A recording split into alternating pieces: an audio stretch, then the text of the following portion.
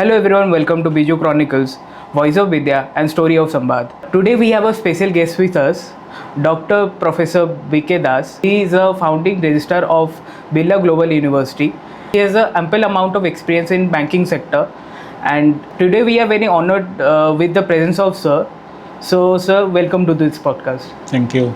So before beginning, I had a question that you have been part of this banking sector. I want to know your experience that how you saw banking back then and how the digitalization and how the changes have come across these years. To answer that, I have to give the historical evolution of the banking sector in the country. I was born in 1949. The same year, the Reserve Bank of India was established. There was no Reserve Bank of India. It was controlled by the Bank of England, British. Yes. So 1949, the Reserve Bank was established by the Government of India after becoming an independent country. And the same year, the Banking Regulation Act of 1949, that was a historical act. It was enacted by the Indian Parliament. So the significance is that before that, banking sector was not under any regulatory authority, and there was a lot of private small banks which were opening, taking deposits from the customers, and then they used to fail. Fail means the money of the customers also gone. So with this regulation, the strict norms were given how to start a bank. Under the Reserve Bank of India Act, nobody can write bank unless it is permitted by the Reserve Bank of India to accept its, seeing the composition, seeing the capital structure, seeing the strength, they will allow it to use the word bank. Any company, any organization writing bank can be taken to task. It is illegal. So 1949, many things happened, like a Banking Regulation Act came, then State Bank of India. Originally it was Imperial Bank of India. It was changed to State Bank of India. Those days, some of the entrepreneurs, leaders, political activists like Lala Lajpat Rai, G.D. Birla and Tata, they, as a reaction to the British banks, they started their banks here in India because they found that the foreign banks are operating here. They are taking away the cream of business from India, and India is not getting any benefit out of this banking transaction. Birla established United Commercial Bank. The G.D. Birla, Ghanshyam Das Birla, is the person. We are sitting in the Birla Global University. The G.D. Birla's son was B.K. Birla. B.K. Birla's son is Aditya Birla. Aditya Birla's son is Kumar Mangalam Birla, and Aditya Birla's sister is Jayashree Bota, who is the chairperson of this university. So we are also sitting in a Birla premises. So that is a legendary family which has contributed not only towards this capital formation but also towards the Swadeshi movement, independence movement. So as a reaction to the British banks, they started their own bank. Lala Lajpat Rai set up Punjab National Bank. State Bank was created out of Imperial Bank. So many banks started functioning, but they were in the private sector. Private sector means I'll give my own bank. I was in a United Commercial Bank, which was subsequently made UCO Bank. So you are talking about which year this is? I'm talking of, I joined the banking sector in 1972. So my career and banking development is totally parallel. So see, United Commercial Bank started its headquarters in Kolkata with branches in Delhi, Lahore, Karachi, Dhaka, Hong Kong, Singapore, London. Like that they started, because unless you have a foreign branch, you cannot do import, export, all these things. So like other banks also did that. But the motive was profit making. Whatever, banking is a very highly profitable business those days. Yes, sir. Because you take the deposit from the depositor at the rate of you pay 4%, but you give same money to a person as loan, you charge there 12%. So you have a 8% gap It may be 7%, 5%, that's a different, but the gap is the profit of the bank. Like foreign exchange, you are purchasing dollar, paying more. If you sell dollar, they'll give you less money. Difference is profit. Anyway, so the private sectors were meant for rich people. Those days, unless you are a rich person, the bank guard will not allow you to enter the bank. कहाँ जा रहे भाई? ये bank है. So you have to get down from a good car and with a suit boot, then you will be allowed to enter the bank, because it was a class banking. Class banking continued till 1969. I am taking you to 69 now, from 1949 to 69.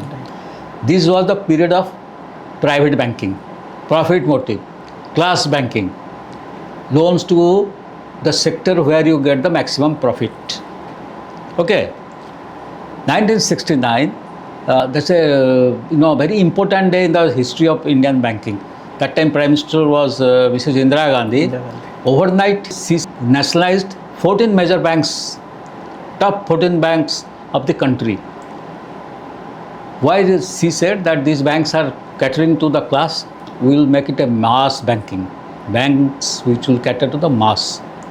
So top 14 banks like UCO Bank, Punjab National Bank, Bank of Baroda, Bank of India, Union Bank of India, Dena Bank, Canara Bank, Syndicate Bank. So 14 such Indian Overseas Banks. So 14 banks were taken over by the government.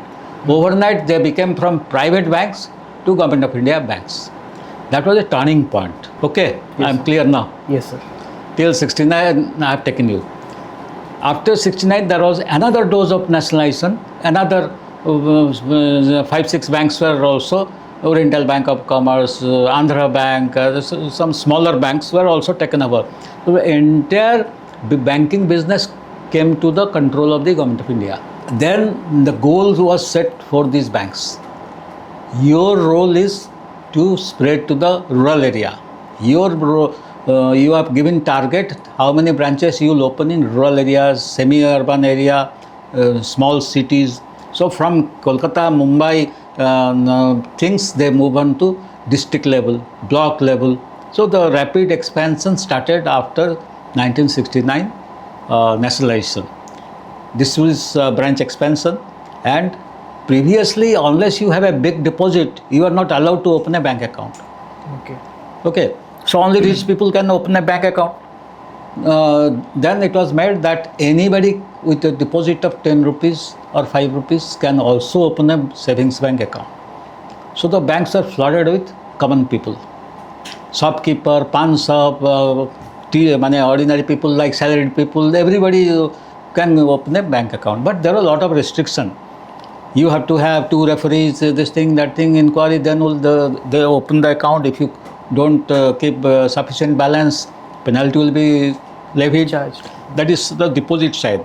The advance side, the loan side, they said, suppose you give 100 rupees loan, then out of that 100 rupees, 60 rupees will be reserved for the priority sector. What is priority sector? 40% you give to anybody. 60% will be given to the priority sector.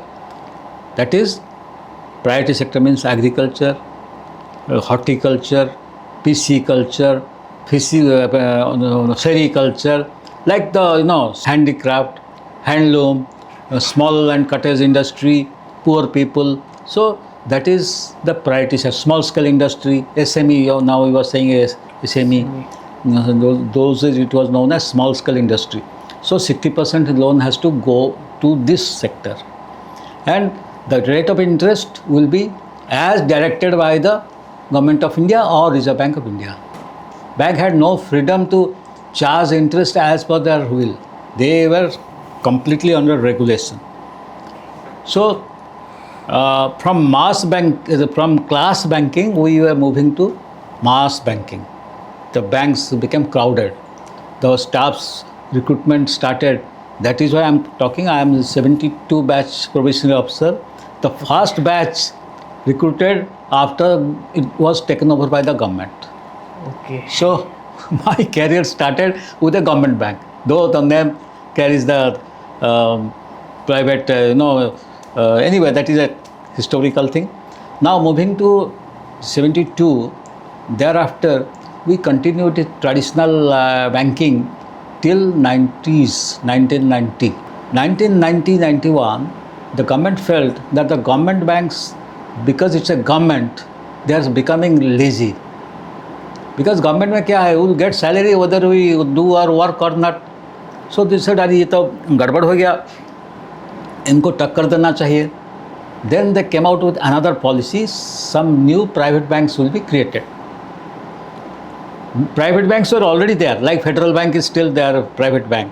So like that many banks are still functioning, but government said no, we will not take over any bank now, we will give new license to start bank. Then banks like ICICI Bank, SDFC Bank, Axis Bank, UTI Bank. Axis Bank is actually UTI Bank. UTI was converted to UTI Bank, then it renamed as Axis Bank. ICICI Bank is converted from ICICI. ICICI there was an organization, Industrial Credit and Investment Corporation of India, that was basically financing projects, but it could not sustain, so it was converted to ICICI Bank. People must be thinking, what is this ICICI Bank? SDFC Bank. So like that, the new bank's condition was that they will start with technology. Traditional manual things will not be allowed. You promise that you will start with technology, banking technology, then only you will be given the license, permission to open. What is that technical things? We were doing manual banking. Suppose you come to the bank with rupees 500 to deposit, you will open the ledger folio, that big, what you call, ledger we call in the bank. So you put right so and so account, 500 rupees deposited, and you will give him the slip. That was the system. Everything was manual. But these banks, they started recruiting only technical people like ITX, computerized people, and those who are expert in computer. So they started these banks. They started with new ideas, new speed. The customers said, अरे ये तो यहाँ 5 minute लगता है deposit करने के लिए. If you go to a government bank, it takes half an hour. So customers started availing new private, that is called new generation private banks. New generation, why? Because the public sector banks which were taken over by the government, they could not introduce computer because of the mass resistance by the employees. These employees were opposing computerization because they thought that the computer will come, our job will go. So most of the sarkari bank jo tha, they said we will throw the computer, we will not allow computer to be installed. So government was forced to start this private new generation bank. They started with all technology, with little staff they could give service. So that was a turning point again, because the management government said if you don't go for computerization, these banks will take away all your business. So it's better you accept technology. So after long trial and persuasion, these banks started giving taking the technology into this thing. That by that time this new generation bank had gone ahead lot in terms of business acquisition, in terms of customers acquisition. So this was the time when that was around 2000, the government banks started adopting technology. Okay. That was known as core banking solution. Core banking solution means at the end of the day, entire banks, 5,000 branches throughout the world, end of the day business will be captured by the computers, and the balance sheet, banks that draw balance sheet every day. Annual, apart from annual, quarterly, halfly, every day also balance sheet is made. So at the end of the day, the balance sheet comes out from the computer. So the workers, the clerical staff in government bank, they said, "It's बहुत बढ़िया है." We used to go to our house at 9 o'clock, trying to tally balance. ये तो अभी कुछ नहीं, automatic computer is doing that. So now private banks, after private banks, government bank also became computer savvy. Okay. This was again a turning point in the sense all banks accepted that technology is the only answer. And now after that, that technology is getting improved, and what you are getting today, that is as on today, this is the fintech has taken over everything. ATMs came in between. ATMs became now defunct because nobody goes there. So now digital banking. So now in 2026, we are at par with the world. Yes, sir. Sir, this journey was very interesting because me being born at 2002, I got a very insightful things that how banking has evolved in India. Sir, I wanted to ask that how preparing for banking sector back then when compared to now, like for the student who are watching this, if they are preparing for banking, what steps were taking back then, like how so like you used to prepare for banking and how it has changed now in terms of preparation for banking exams. You mean recruitment? Yes, sir. Recruitment has vastly changed. Now we are illiterate. I mean, those they don't know computer and digital operation and fintech, all these things, they have become illiterate because entire thing you talk in technical words now. See, in this connection, I will tell you, 2009 I took retirement from UCO Bank, the general manager. That was highest rank general manager. After that, there is no scale also. Okay. So then for 3 years I was appointed as chairman of the banking recruitment board, that is the recruitment of probationary officers and officers from all government banks. Every day we used to interview about 50 candidates, almost for 10 days it was running. So you see 5,000 candidates you have to every year. Okay. Out of that maybe about 500, 600 will be selected. 90% of the candidates were engineers. So I said, what is this? I asked her, why you people are coming to banking job? Sir, सब बोलते हैं कि आगे IT officers will run the banks. I said, अच्छा. So I appreciate those students because they, when we could not perceive that आगे क्या होगा, they were ready. So now bank is full of those type of officers. Data center is most important. They are all IT officers are manning. Even the branches also, they have to be computer savvy. So now preparing for this post, that is simple thing. You have to qualify in the written test first. Written test consists of different, any competitive examination like that, English will be there, maths based questions will be there, then logical test will be there. These are, if you prepare for one job, you can appear in every job because you will develop your preparedness for that. Bank के लिए prepare किया, civil service के लिए, almost similar questions are coming nowadays. So once you clear your written test, then only the next step comes for interview. So interview is another chance. You have to prepare yourself to present yourself properly. In fact, 90% case of candidates, the selectors, the interviewers, mark them the moment they enter the interview room. You open the door, you are getting into the interview room, we are sitting like this, the candidate is coming and standing before us, then we said, please take your seat. That period is very important. How you enter with the confidence, with a slightly smiling, friendly smile, don't over smile because it is a decorum you have to maintain. Pleasant face, not with a serious face. And you enter with full of confidence. Don't keep your papers you are carrying on the table, you keep it on your lap. Unless they say sit, they ask you to sit, don't sit. And then now please take your seat, then sit. And they may ask you, so please introduce about yourself. Don't go by traditional introduction. I am so and so, my father is so and so, my mother is so and so, she is a housewife, my father is this thing, I have so many siblings. Nobody is interested to know all these things. You can put it in a different way. You say that, well, sir, I belong to a rural area, but See, rural area is the backbone of this country. My father is a progressive farmer who is cultivating and contributing to the economy of the existing. I am a student of so and so college, and my subject were this. I topped in this. Something like, not that stereotype. Because in coaching center they tell same thing, like parrot.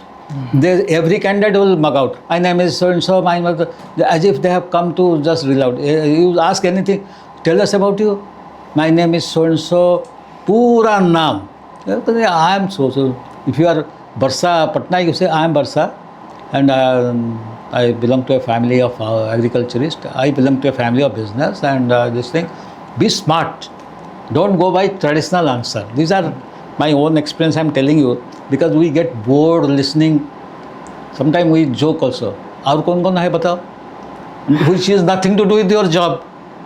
I think the students will take it in proper spirit. That is why I am again and again telling. So that gives a confidence to the interviewer. He can manage the office also. So these are small tips, but at the end of the day, your luck.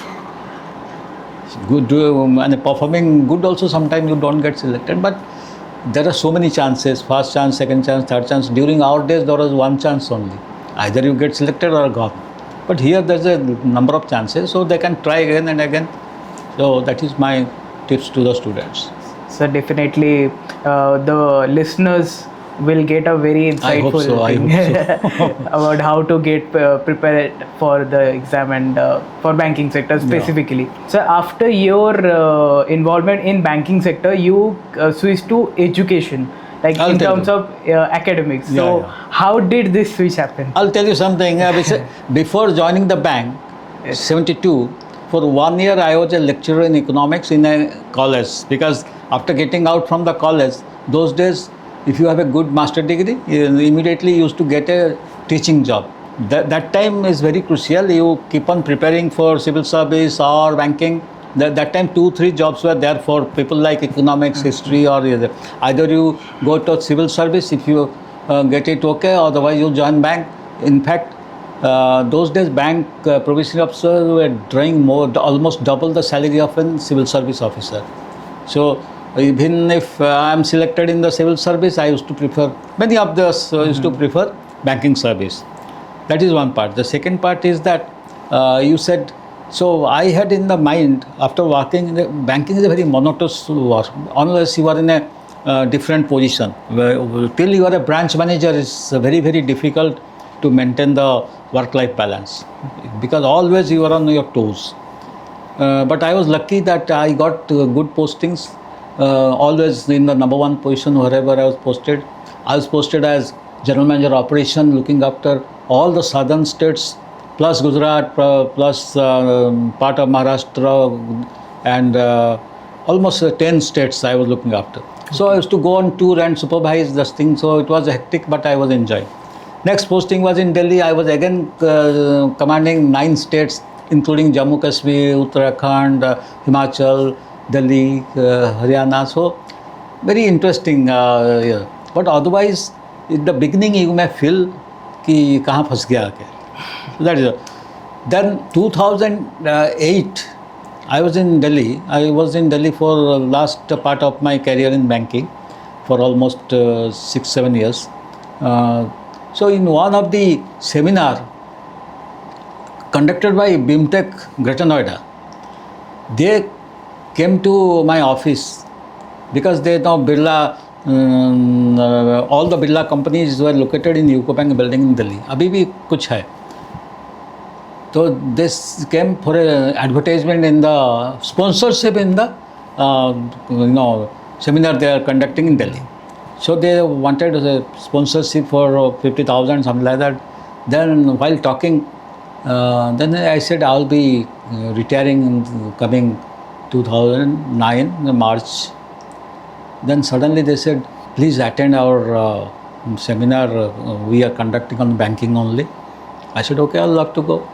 So there also I talked about some topic they had given me on the banking. And after that they said that why don't you help us in starting a banking syllabus, banking course for MBA students in our campus. I said, let me see after retirement if it's possible. And I had a lot of offer in hand, but I was thinking that one day I was a teacher, again let me go back as a teacher. So I joined there as Professor Banking and Finance in BIMTech campus in 2009. After retirement, 2-3 months I have taken time after that again back to on my job. And I was planning to stay back in Delhi. Okay. Then the story of this campus will come. One day in the faculty development faculty meeting, I was new, first time I was attending. So the director was saying that we will be opening campus in Gujarat and Haryana, this thing. I said, why not Bhubaneswar? So everybody started looking at me, ये कहाँ से आ गया भाई, ये क्या? Can you get us land? I said, I will try. तो after 2-3 days director said आप जाइए भुवनेश्वर ना, थोड़ा देखिए मिलेगा नहीं मिलेगा, नहीं तो विल टेक सोनीपत में मिल रहा है ले जाएंगे उसको. I said how much land you require? I didn't have any idea. They said 5 एकड़ मिल जाएगा तो बहुत बढ़िया होगा, because BIMTECH greater Noida campus is also 5-6 acres. So they said 5 acres. Here I came and saw that was 2009 last part. And I found that many of the bureaucrats here were my classmates. They are sitting in different departments. And I went to them and talked to them, and they said, "ठीक है, you apply, let us see." So the application was given. I said, "Let me apply for 10 acres so that they will give me 5 acres." The Indian mentality. So application was given for 10 acres. When this was processed, I found one of my old colleague. In between, I had gone to Government of Odisha 2 years on deputation. That time one of the officer who was working under me, he was sitting in IDCO as chief general manager, land, in charge of land. He saw me, he said, "Sir, आप इधर?" बोला ऐसा है ना, आप इधर बैठे ना, हम देखे 10 एकड़ क्या, आप बोले ना 30 एकड़ मिल जाएगा ना. हाँ मिलेगा नहीं क्यों, आप कॉलेज बनाएंगे. So again I changed it to 30 acres. So within 10-15 days the land was allotted. When the land was allotted here, I came and saw that this is almost like a jungle. So there was a lot of excitement in Birla house. Madam Birla, Jayashree Madam came from Calcutta to see the land. Then she said, "ये क्या है भाई?" You said, "Bhubaneswar, what is this place?" Because the roads were not there, horrible condition. I was also thinking whether I had done the right thing or. But Dr. Chaturvedi was director Greater Noida. He said, "Don't worry. That type of land will get. Nobody will give you in the city of Bhubaneswar." And इसका plan देखिए, development plan. बोला ये तो plan में दिखाता है, it will be developed like anything. So that story went. The land was allotted, the construction started. BIMTech, there were two. One was BIMTech, one was BGI. BGI, the present MAJMC students, those their seniors were studying in BGI, Birla Global Institute. The two courses we are running, MAJMC and BBA, under affiliation from Utkal University. Then we thought what to do. Let us go for university. So when we started for university, there was a lot of opposition by other colleges. Like I can name also, you know, there are many old colleges. Now they have become university. That time they were also trying. After 20 years also they were not getting. So the cabinet, when our proposal went, they sanctioned only Birla Global University. All proposals were rejected. So हमारा against में paper में आ गया, these people have manipulated, ये कर दिया, वो कैसे दे दिया, ऐसे कर दिया. Anyway, that we stopped because of emergency department. We were having good connection with the press people, and it was stopped, and the bill was passed in the assembly. Assembly also there was a tamasha. The Congress of opposition, they opposed. Birla को क्यों हम देंगे university, क्या land दे दिया government, इसका एक पर inquiry होगा, ये होगा. Then I had to go to the leader of the opposition in midnight, because he is available in the midnight because always he is busy. I said, you don't want Birla to come in Odisha? You are a Odia person or no? He said, yes, I want. Then why you are stopping us? He said, no, land is the issue. I said, land to कब से हम ले लिया? We have paid the money to the government. We have constructed the building. Students are there. Now only the name will change from BIMTech, BGI, Birla Global University होगा. Oh, I see. It's like this. Okay. Next day the bill was passed. Oh. So then the Birla University took the birth in 2015 in pen and paper. But the government had to inspect, they came for inspection. 2016, they allowed us to start functioning as a university. Rest is, you can see, I don't to go further. So, sir, that was very insightful. That how Biju was formed, and also how you How switched Biju from- was born. how Biju was born and how you switched from banking sector to here.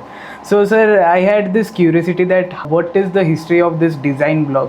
Why it is named after, and the architectural history of this building of Biju. I'll tell you something before that. I am not showing off. It's not showing off. I'm telling you. See, when I was in Greater Noida, I was coming every month, 15 days to Bhubaneswar, again going back. Why I was going back? I was taking classes there of MBA, MBA and MBA International Business together, about 120 students in one classroom. I was teaching them banking. I was looking after voluntarily. No, but teaching I was supposed to do, but placement I was looking after. In 3 years, almost more than 100 students, I put them in different public sector bank because the students were not prepared to go. सरकारी bank है हम नहीं जाएंगे क्यों ना तनख्वाह कम है ऐसे तुम सब बुद्धू हो CTC वो कंपनी जो लिखता है ना वो सब हम्बग है real CTC I will work out for the banks then I ask some students that you write down your basic salary is this, your DA is this, your house rent allowance is this, your telephone allowance is this, your monthly medical bill is this, your newspaper this thing, telephone this, on the top of it pension, on retirement you will get pension. So if you are posted in Mumbai or Delhi you will get a quarter. The rent should be minimum 50,000 rupees if you take similar house in the market. So सब मिला के CTC बोलो. My God, it is coming to, I'm talking of 2009-10, it is coming to almost 10 lakhs. That time companies were offering 4 lakhs, 5 lakhs, बहुत बढ़िया package मिल गया. I said तुम ऐसे बुद्धू हो सब कुछ पढ़ते नहीं जानते नहीं. I'm sorry using some because out of anger I said you don't know this thing. Then they started applying. So I brought almost all the public sector banks to the campus and they were so happy. इतना बढ़िया student है. Those students are now becoming AGM, DGM in different banks. इतना fast promotion मिला. And now they are saying that they are all in touch. They said, sir, for you we are now going in a car written Government of India and this thing with a driver given. हमारा under इतने staff काम कर रहे हैं. I said, anyway, that is, your question was about this building. This buildings were designed by Padma Shri Hafiz contractor, the famous architect of Asia, based in Bombay. And this design was accepted after 3-4 designs he showed, and this was done. And next question is why this was known as design block. That time we had a plan to have the other building, BIMTech, running PGDM courses. This building will have College of Design in collaboration with the NID Ahmedabad. NID is National Institute of Design. But they asked for big money to give the franchise type of permission to start those courses here. So we thought it's too much. We cannot give 25 lakhs just for giving their name here. So this was designed, most of the rooms are bigger. We have put a false wall, that is why it has become smaller. Otherwise big rooms, lab type, people will be doing work, designing work, all these things. It was laid down as per the design they had given. Oh. But subsequently it was utilized for other courses, but the name has remained design block. Okay. And law building is known as clubhouse. Why clubhouse? That was designed for conducting MDP courses, management development program for top officials of public sector or private sector companies. So they will stay in the first, second floor. They are all attached bath and bedroom type rooms were constructed. They will be like hostel. They will be staying there. Classrooms are there, and the lobby mein there will be ATM. There will be parlor, all these things, so that the swimming pool, all this was planned. But Bhubaneswar is we are moving very fast comparing the Pune. So that didn't materialize. So ultimately we found law, Bar Council of India permitted. So we said where to start, let us convert that building. So being associated with BGU from last 5 years, now I got a reason that why this is known as design block. So it was very insightful, sir. So we will be concluding with the last question, sir. That any message that you want to give to this young generation who is focusing on banking sector to make his career, his or her career. See, India has not come to a stage where you want this job, you will get it. It's not like that. You have to try all this thing. I will not say that try for banking. In India today, if I am very frank, if it's a government job, the civil service is the best job. There may be a lot of challenges civil service, but because the bank chairman also reports to the secretary banking. Secretary banking is an IAS officer. The defense general, army general who is heading the entire army of the country, he's also reporting to an IAS officer, secretary defense. So if you want power, you want prestige, the civil service still remains. Though it was created by the Britishers to rule in the country, it's still there. It has come down, devalued lot, but still it is there because of the structure. If you are made the head of the BGU, naturally you will become powerful, have to go and report to whoever you are. So it's like that. But youngsters should try for jobs they like. They should not go to the monotonous job, because in while recruitment I found many people from working in Infosys, TCS, they were appearing for interview in provisionary officer. I said, you are already salary itna mil raha, idhar kyun aaye ho? No, sir, our life is hell. My life is hell. I am sitting before a computer. I don't know about the world. When I go to my place also, nobody gives me any recognition. But my classmates who are in the bank, they are coming, the villagers are coming, oh ये आ गया, कौन सा bank में है, हमको कैसा मदद मिलेगा. So social importance इतना मिलता है, हमको कुछ मिलता नहीं. So it was a both physical and psychological there. But always try for the best job, and wherever you get, you join. Then you think of going where. Being a banker, I will not say that banking is the best job. It is very tough job also. Thank you so much, sir, for giving us your time. So we will be concluding this episode. Thank you for staying tuned till here. We will be coming up with new episode in the next one. So stay tuned for that. Thank you so much. Have a great day.